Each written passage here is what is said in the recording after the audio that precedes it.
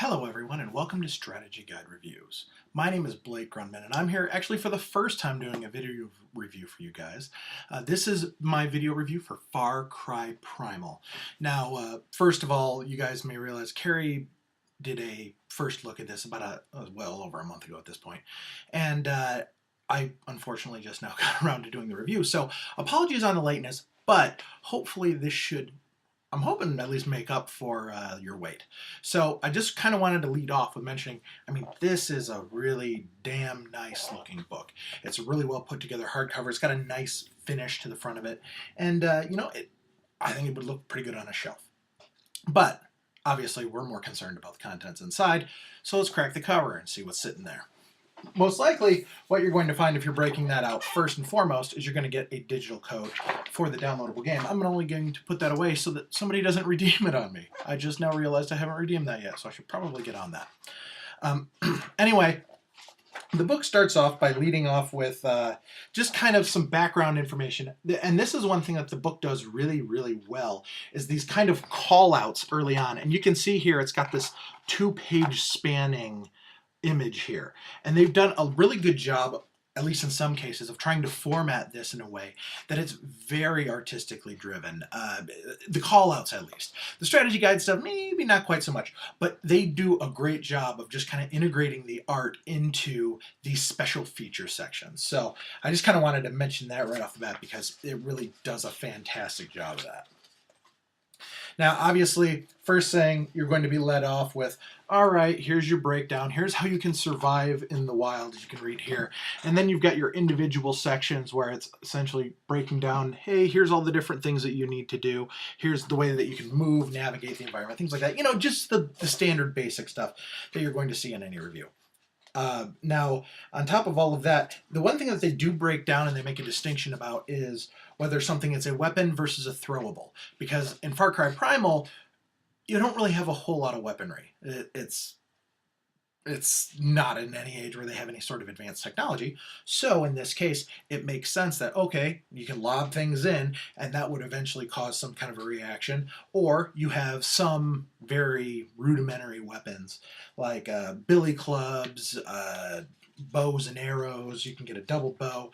You can get spears that you can throw. I mean, very, very basic materials, but it does kind of break down all this stuff. And I think it's hilarious because the first thing that they say here is they have longbow, and then they're like, oh yes, this is when when you stretch it out and you can launch an arrow. Then under that, directly under that, it calls out the double bow. The double bow offers fast performance and fires 2 arrows. I don't even know that you really need to do a call out for that because it's pretty much the same damn thing. But again, far be it from me to kind of be critical of that.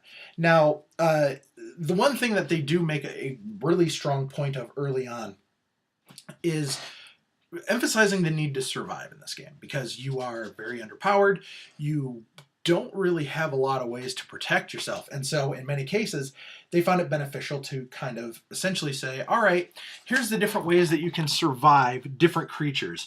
And it's broken down by day cycles and night cycles because you're going to deal with different creatures at different points. And then also you can address getting away from them or in some cases trying to hunt them differently when you have light time versus nighttime. So obviously the first thing that they're going to break out with is your full map of the land of Oros. And it's got a breakdown of, here are all of the individual characters that you're looking for. This may be a little difficult to see here, but the idea is that this is where you can find all of your main quest givers. Now what happens is once you actually find them, then you actually end up transferring, they come back to your settlement and they live with you. And that's where they give you all of your quests moving forward. However, this is the locations of the map where you need to find them for the first time. But the interesting thing is, they do that, they make a very strong point of needing to call that out, and hey, here's where you can find these people. And then they break it out as what they call Takar's journey, where it's, all right, here is where here's the main campaign steps that you need to follow through in order to complete the 5 acts of the game. And they kind of break it down very loosely, and also what the quest givers will unlock for each mission that you can go on. Now, the one thing that they do a pretty solid job with in the actual campaign breakdowns are, you can see that they have individual maps for all of these locations. You can see it does a pretty good job of breaking it down. You can even see areas in the cliffs where, all right, here's where you would use your hook to climb up things. And then they've got individual callouts for, hey, here's how you would address it. And actually, as far as the strategy content goes, it's pretty solid. It does a pretty good job of that. Then after that, then they have a breakdown of all of the here's the main story missions that these quest givers will give you. And they give you some actual story missions. They also give you some side missions that are just kind of off in the middle. But they make an important distinction here to only break down the ones that move your story forward. Now, as a player, you don't necessarily know that all the time. So what you end up doing is you end up having to bounce back and forth in between the side quest section and the main campaign walkthrough section, which is kind of a pain in the ass, to be quite frank with you. And I don't know if this is a byproduct of it just being an open-ended game that you can approach it however you want, but it seemed like it was just, I don't know, it didn't feel as logical from somebody who's trying to figure out where in the hell in this book I need to go in order to find the information I need to be successful. So that was kind of a problem as far as how it was structured. However, I will say that when they do have the individual, at least for the campaign parts, they do offer a lot of hints as to, all right, here's the best strategy to go into a section. They have a special strategy call out that's like, here's the best approach that you need to take coming into certain encounters, which is very helpful in that respect. Now, what happens though is after you've went through all of these missions for these different characters, and by the way, one thing I wanted to call out really fast is there is a character in the game called Erky the Thinker. Now, if you're familiar with the Far Cry franchise, there is a character from the series named Perk who is pretty much a general moron, and it actually calls out in here because remember back when there was people that were trying to make controversy about, oh, this is Far Cry and they're using the same map as Far Cry 4. It kind of calls it out a little bit in here, and it says Erky is the ancient ancestor of Far Cry's Herc.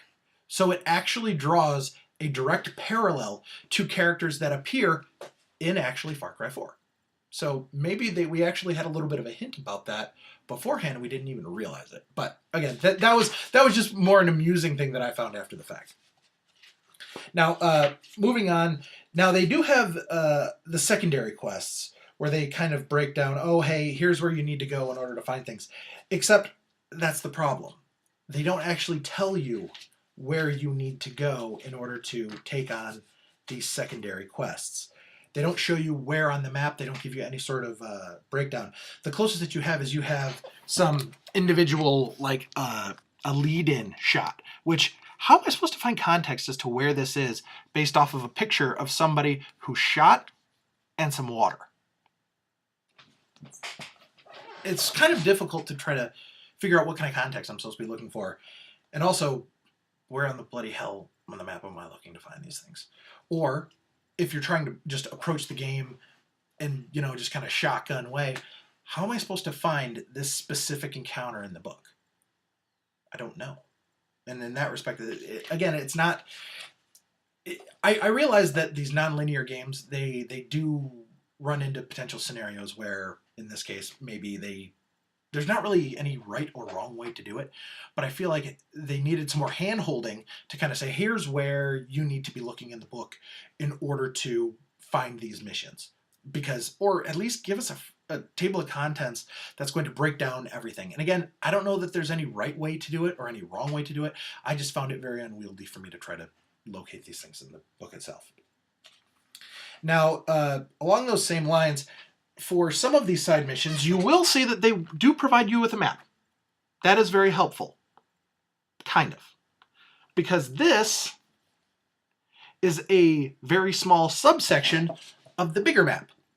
When you're actually looking in the game, what you see is the bigger map. So how am I supposed to find this one specific section? So again, it's just kind of a frustrating part about that. And this goes for all of the different kinds of side missions, whether you're trying to rescue people, escort them, destroying certain things, capturing settlements. They all kind of suffer from this same issue. Now, along those same lines, there are caves that suffer from the problem where, okay, we're going to break down, hey, here's how you can approach a different scenario. But again, there is no logical flow to it, so you don't necessarily know what you're looking for. Now, sometimes when you do enter a cave, it'll say, the cave of blah, blah, blah, blah, blah. Okay, that's good. Now, where is it in the book? It's a navigational issue. And that if you can't tell the theme here, that's my main problem so far with this. Now, I will say where it does have callouts and strategies, they are fairly helpful. However, they're generically written in many cases because they're just randomly encountered as you're walking around in the open world. So that is something that they probably could have dealt with a little bit better. But again, it is what it is. Now, they then go down to break down, all right, here's how you handle all the different outposts, which are called out by name on the map, so that you can actually find these things fairly straightforward. They can tell you how many enemies you're going to have, the different things that you want to try to take care of, like, oh, hey, here's where the settlement's alarms are. You want to prevent them from going to get these. Here's where the sentries are. Here's where you want to avoid those. And in that respect, that's actually very helpful. I found that to be extremely useful. Now, there were a few cases where it looked like the counts that were saying, like, oh, hey, there is one spearman, one chieftain elite, and one elite slinger. There was only one of the slingers and then two of the chieftain elites and a spearman. Where, okay, slight counts are off. I mean, I guess they can be forgiven. But, you know, something like that, obviously it would have been nice to have that information be a little more accurate. And actually, who knows? Maybe in the digital edition they do that, but at least in the print version you don't have that. Now, they also have, and this is one area where I think they do quite well, is they have all of the different caves broken out. And you can see all of the different sections of that cave. These are actually extremely helpful. And with that, they have a logical flow for where you're looking for and where you're going to encounter different people and how to navigate through those. And in many cases, that's the most difficult part of the game, is figuring out how you want to navigate from one entrance to the exit. And in that case, this is spot on information. Now, the one area where I really, really have some serious beefs with the campaign, or with the write-up here, is the collectibles. Because, let me kind of just pull it up here. If I can find a good example of it. It's going to be a little bit further along here. Okay. Here's your collectibles map. Yeah. Just an individual point on here. At which point then when you open it up, the numbers map to a single screenshot. I don't know about you, but sometimes getting a little bit more than one image with a circled location is going to be a lot more helpful, especially in an open world game.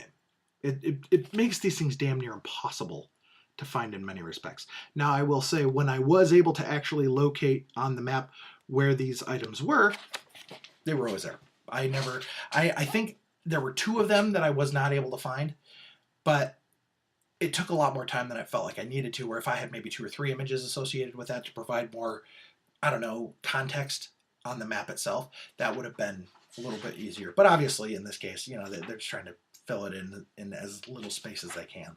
And they have different breakdowns for every type of item. So you're going to have, like, these are the Azilla masks. There were ones for different cave paintings. There were one for spirit totems. And so they kind of had those broken out. And then the other thing that I found that was kind of interesting was they do have all of the different achievements, and then it has kind of little mini strategies associated with that, which I don't know that I've seen a whole lot of, so that was actually a pleasant surprise. And then when it wraps up, you can see they have some pretty generous, nice art sections in here, using really, really fantastic work. So I really enjoyed those sections, but I'm kind of a nerd for that content to begin with. So my main takeaway from this is, it is a very solid, as far as if you can find what you're looking for, it is a very solid guide. However, there were definitely issues in the construction of it that makes it kind of unwieldy to navigate. So Overall, if you're looking for, something that you don't mind taking a little extra time to dig through and look for the content that you're trying to find, then this is perfectly fine. However, if you are, playing on a time frame, you don't really want to take the extra effort to try to find these things, you're going to run into issues. So I would say overall, I'm going to give this guide a 3.5 out of 5. Thank you guys very much for this opportunity, and I will talk to you again very soon. Take care.